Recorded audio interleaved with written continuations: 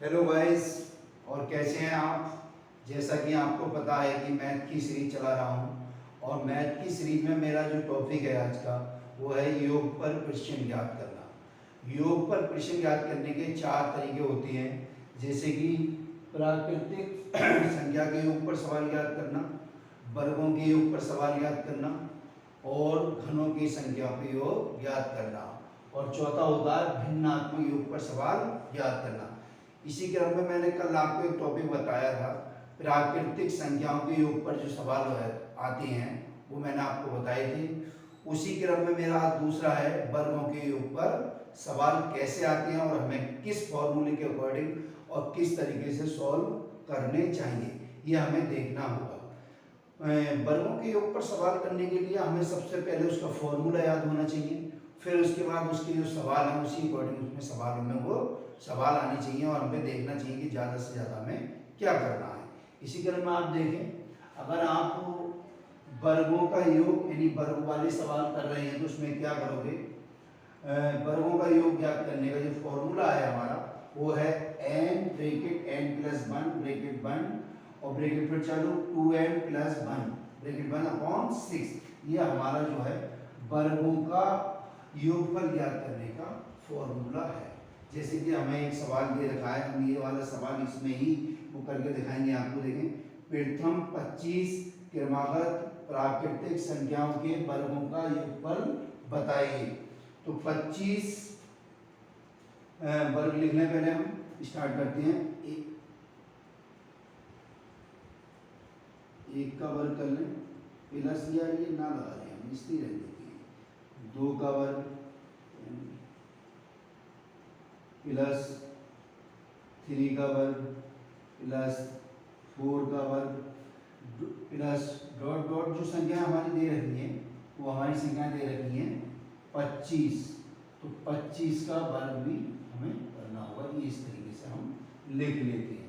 फिर हम क्या करते हैं, इसमें जो हमारा फॉर्मूला है वो फॉर्मूला लिखते हैं यहाँ पर, क्योंकि हमें वर्गों का योग ज्ञात करना है तो हम यहाँ शॉर्ट में थोड़ा सा योग लिख देते हैं और फॉर्मूला आते हैं n। जो हमारी टोटल संख्याएं होती हैं उसे हम n से प्रेजेंट करते हैं। जैसे ये n है तो हमारी टोटल संख्या कितनी हो गई, n 25 है, तो हम यहाँ लिखते हैं यहाँ लिखते हैं 25 और फिर ब्रैकेट चालू करते हैं। जैसे ये है यहाँ पर 25 प्लस 1 ब्रैकेट 1 दूसरी ब्रैकेट चालू 2 मल्टीप्लाई 25 और प्लस का 1, इस तरीके से और अपॉन में लिख देती हैं 6। जैसा ये है बिल्कुल सेम इसमें ही रखा है, बस एक का मान आपको पता होना चाहिए 25 होगा।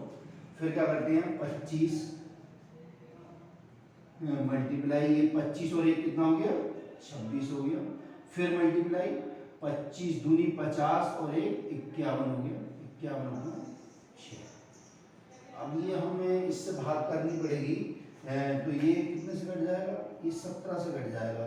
17 बन 17 51 3 से कट जाएगा, 17 से कट गया और 2 6 3 से ही कट गया।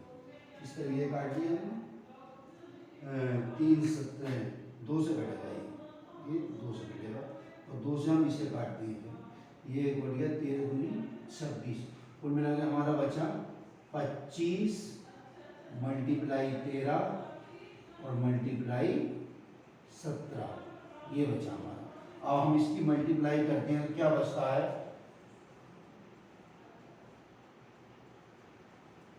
तो अगर हम इन सबकी मल्टीप्लाई करेंगे तो हमारा आंसर आ जाएगा 5525। तो हमारे जो वर्गों का योग है क्या आया 5525। प्रथम 25 क्रमागत प्राकृतिक संख्याओं के वर्गों का योगफल अगर हमसे मालूम कर रहा है तो वो आएगा 5525। बच्चों आपकी समझ में आया, केवल आप जो फॉर्मूला है उसमें ही इसको बैठाना है। n जो हमारी लास्ट संख्या होती है, जैसे 25 की 30 भी हो सकती है, 35 भी हो सकती है, बिल्कुल लास्ट में आगे से हमें देखना है। थैंक यू बच्चों।